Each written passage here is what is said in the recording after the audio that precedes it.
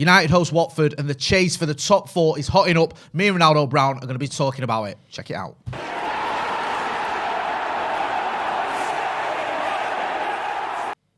Jay here for Stretford Paddock. This is the Watford preview. Joining me is my good Tier 1 podcast friend, Ronaldo Brown. How are we doing, brother? You need to get back on them. We do, don't we? We've not done one for a little while. Do you know what I mean? And then we started letting Joe Smith get involved as well. What's all that about, man? I mean, that's mine and your thing, isn't it? It wasn't even a replacement thing. He just didn't. He just kept insisting. I know. He's just like, oh, I've got you a guest. Yeah, me and you will interview him. Like, what? He's been trying to slowly squeeze in it. That's literally how it went. You acting like you're joking, but he's done that. Especially on the Henry Winter one. Let's put him on blast. I've never spoke to Henry Winter. Yeah, I really like Henry Winter. He's my favourite journalist. I've always wanted to chat to him. Keep hinting at him. Yeah. I actually remember that. I was like, all right, Joe, you can. Yeah, can go. Don't worry about it. We've interviewed Henry Winter 4 times now. It's not an issue. Do you know what I mean? You fill your boots. But moving on to all things Watford. Ronnie, we'll start looking at this, right? Ole Gunnar Solskjaer's last game was awful. We got beat 4-1 off a Watford team that I think sort of either side of that result was just a load of losses for that team. I think Ranieri lost his job a few weeks, whatever it was, after that because he just couldn't get a win. Yeah. That was the only win he did get in a long time. It was just a bad day. Well, you could say it's a bad day at the office, so it just epitomised how far we'd fallen under Ole Gunnar Solskjaer. How much can you look into this now as a sort of a test or an example of how far we've come under Ralph Rangnick, or is this just we're playing a poor team, we should be able to bulldoze them? Basically the latter. Yeah. Playing a poor team, we should be able to batter them. As I've said, that game against Watford when we lost 4-1, I think it was very much a bit of a freak result. Arguably the worst performance of the season. If it was up there. If I remember correctly, did Harry Maguire get sent off? Did he get sent off? Let me remind you, my friend, what happened with Harry Maguire. And this is a bit of a bugbear of mine. You know, you play football far higher standard than I have. But you get a booking. Yeah. What's the last thing you do? He got a booking, and what happened is, this is how a lot of people get booked anyway, is he had a terrible touch, which is often the case with Harry Maguire. Right. He chased his touch and he's lunged in, trying to make up for it, and that's how he's ended up getting sent off. So you had that I think it was very much a freak game. Yeah. And it's not a game that you look at as a barometer when you play him again, because it's a Watford side that are struggling. Yeah. Second bottom, one of the worst teams in the league. United should be beating them anyway. We should have beat them then. We should beat them now. Right. It's not one of them where, we lost them 4-1. If we beat them tomorrow, it's showing that we've made huge amounts of progress. Obviously, it shows a little bit more stability and progress. Yeah. Because I think that game was a game where it was a bunch of players that were not in form and gave up on their manager and gave up on Ole. And then it pretty much screwed out, because right at the end, it screwed out onto the pitch, and that's what you saw, a 4-1 battering of a team that I've probably not scored 4 since, and probably won't score 4 again for the rest of the season.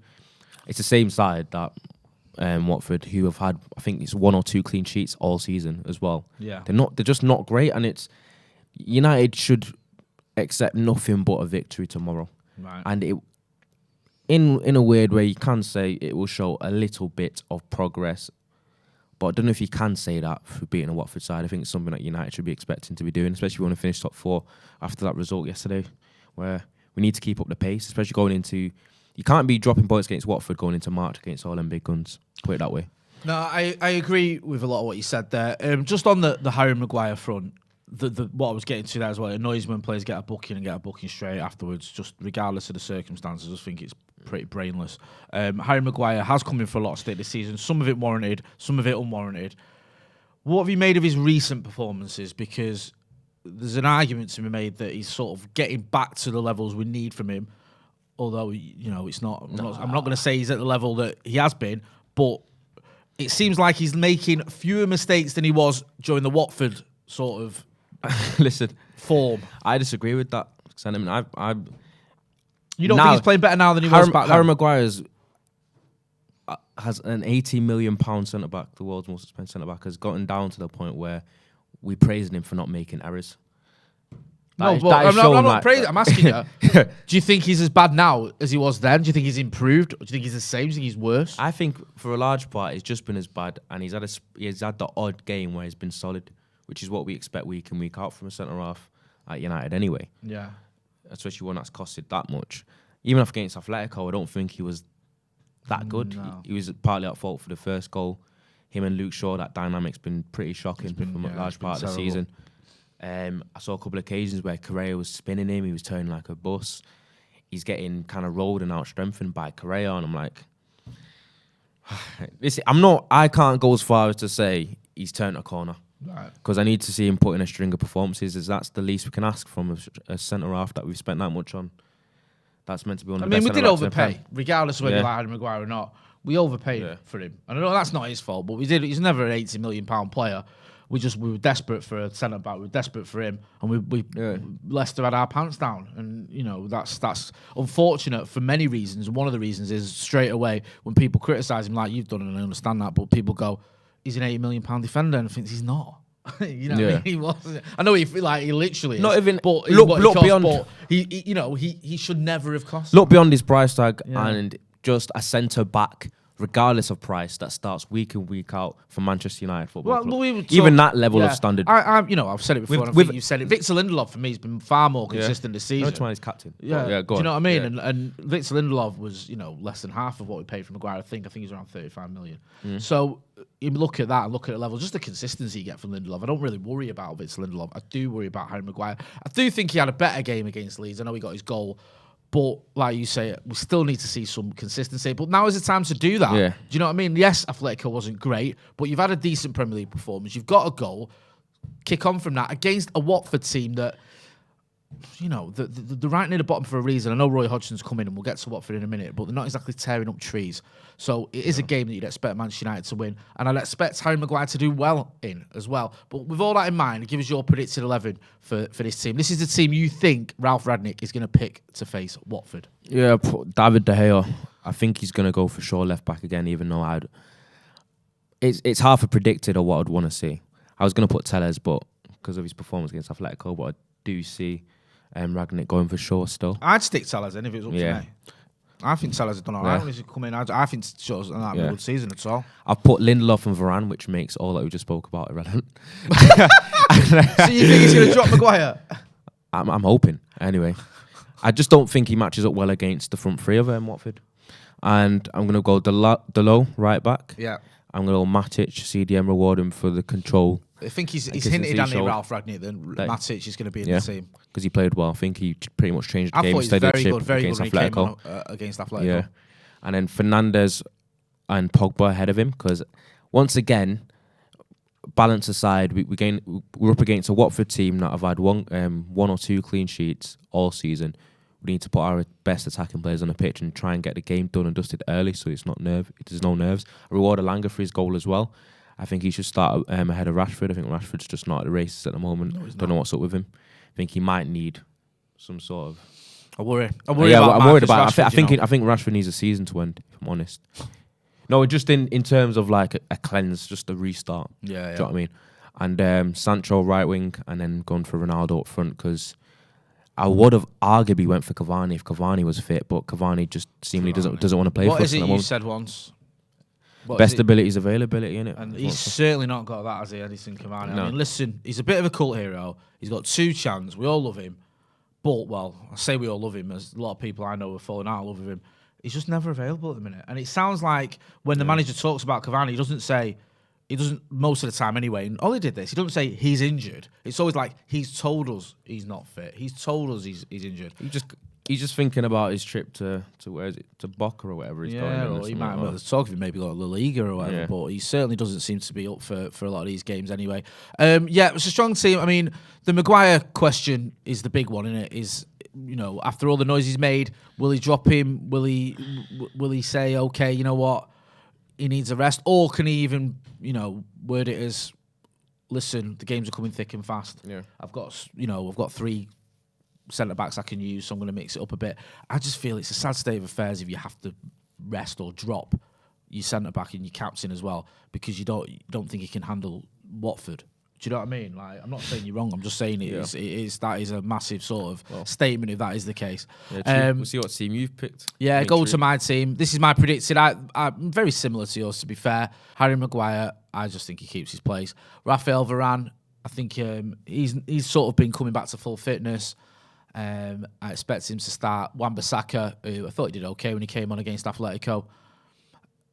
his performance against Leeds was one of the most bizarre performances I've ever seen. I couldn't even tell you what it was about, to be honest with you. He was diving into tackles and I was loving it, and then some of his forward play was just, I've never seen anything like it. Did you not think that he treated that game like he was in a water park? He treated that game like he was at a kid's party messing about. It's like he's doing Cruyff turns and trying to score on the turn against five opponents. It was like the back-to-back slide tackles that he was doing. Do you know as well? He kept slowing down. He could win a 50-50. He'd slow down and then dive in for it. He does that a lot, you know. Yeah, just run and you'll make that. You don't need to stop running and then dive. I don't know. He worries me a lot. I remember Saka. Them conditions are perfect for him. I think. I think it's like he was on a slippery slope. I think you get away with that now and again. I wouldn't like to see that every week, to be honest with you. But I think he's done enough to keep his place. Nemanja Matic, for the reasons we mentioned, thought he did well. Fred, the reason I've gone with Fred over Pogba isn't because I think Fred's a better player or anything like that. This is predicted 11 for starters. I think Rangnick swaps them around a little bit. I think he sees more Fred as an attacking or an 8 player than Ole Gunnar Solskjaer used to. And I feel like with Pogba, he didn't look at the races against Atletico, and I just wonder whether it is catching up with him a little bit. He's played a lot of games. He's been Pogba's the focal point in a lot of games as well. He gets a lot of the ball. He can get frustrated with himself if things aren't going well. And I think maybe this is a game where you can take him out because, you know, as you said, it's Watford. It's not, you know, this isn't City or Liverpool. So I'm giving him a bit of a rest there, Paul Pogba. Bruno Fernandes. Yeah, I mean, I would never drop both Pogba and Fernandes, and I don't think Ralph Rangnick would either. Anthony Elanga did well when he came on against Atletico. Obviously got his goal. Marcus Rashford's form has just dropped off a cliff. The reason I put Jesse Lingard in there is not because I think he particularly tore up trees when he started against Leeds. I just wonder whether Sancho as well is another one who, for the last month or so, has played a lot of football. Before that, he hadn't. And I just wonder whether now is the time to maybe give some of these players a bit of a breather. I know, obviously... We don't have a midweek game, next week, for once. Yeah, maybe, but maybe it's like, this is a game that I think... Lingard started against Leeds. He didn't do a lot, did he? Sancho comes back in for Atletico. Maybe go to Jesse, right, you know, at Old Trafford, against the poor Watford team, here's your chance, do you know what I mean? And also give Sancho an extended break then, because like you say, there's no midweek. You can have a proper rest then, and then when the games start coming again in a week's time, he's up for it. Ronaldo, you're not dropping Ronaldo. You're not dropping him because of the options you've got, and plus he won't want to be dropped, I don't think, for the Premier League. I think he'll be well up for it. So there's my Predicts 11. Get involved in the comments in the chat. Let us know what you think about my team, about Ronnie's team. Do you agree with it? Again, this is what we think Ralph Rangnick is going to do. You may disagree. Let us know your preferred 11 if you want to do that. Let's look at the opposition. Watford. Roy Hodgson's come in. I mean, you know, it's been a bit of a mixed bag, hasn't it, really? It's like, they've only actually won one of the last 14 league games, you know. And that's the one against Villa, as you can see. Yeah, it's one against Villa, and the only game that they won before that Villa game was against us. Really? Is that how 4-1. How bad it's been for them? That's how bad it's been for them. And well, there you go. As I said, their clean sheet issues they are what the table says they are at this point in time, and that's the second worst team in the league at the moment. Yeah, I mean, it's not looking great for him, is it? I mean, Roy Hodgson was a bit of a gamble. People thought, okay, or some people thought he could come in, experienced, steady the ship, sort of get a tune out of these defenders, like you're saying, because they do ship a lot of goals in. I think that Villa win probably gave him a lot of confidence. That's the sort of result we can get, and we need, 1-0 wins, grinding out those results. Second, they beat Villa. So then Gerrard intimidate him with his stare. Talking of falling off a cliff, with his stare, with his presence. He's turning around to face the crowd. They're having a shocker, aren't they, in a minute, Villa? Is it 1-8 or something? I don't know. It's like Gerrard and his presence. Might be a bit more. He's letting his form slip. He is. He's letting it slip indeed. If they are going to get anything out of this game, one player who could have a big say in it is Emmanuel Dennis. Yeah, Emmanuel Dennis is by far their standout player. 9 goals, I think, and 5 assists this season for Watford, which is 23 games. Very, very having 14 goal involvements in a relegation-threatening side. We know what he can do as well. Yeah, because he scored against us. So, do you think he's there? He's a threat. Hope. It's both in this game and in life. Their whole front three, when they're on it, can be a bit of a handful, as we saw, because all 3 of them scored. Yeah, that's true. when he played us. But if there's one against United where we've struggled, especially with the likes of Shaw switching off and Maguire and his pace and his lack of agility, that's why I didn't put him in. I think against the front 3 of Watford, when you've got Sarr, Josh King and Emmanuel Dennis, I think that's a nightmare against Maguire. My thoughts on Ismail Sarr. Yeah. I like him. So, Josh King. They still carry a threat. Josh King doesn't score a lot of goals, but he has scored against us and for Bournemouth, and he. What's the stat we've just been told? Oh, go on. What was it? He scored more goals against Everton. He's only Everton. As Josh King scored more goals than against United. Right. Okay. His former club. So there you go then. So Josh King tends to score against Manchester United is the problem as well. Yeah. And oh yeah, because so he scored a couple. I forgot about the Watford one. I erased from my memory. Yeah.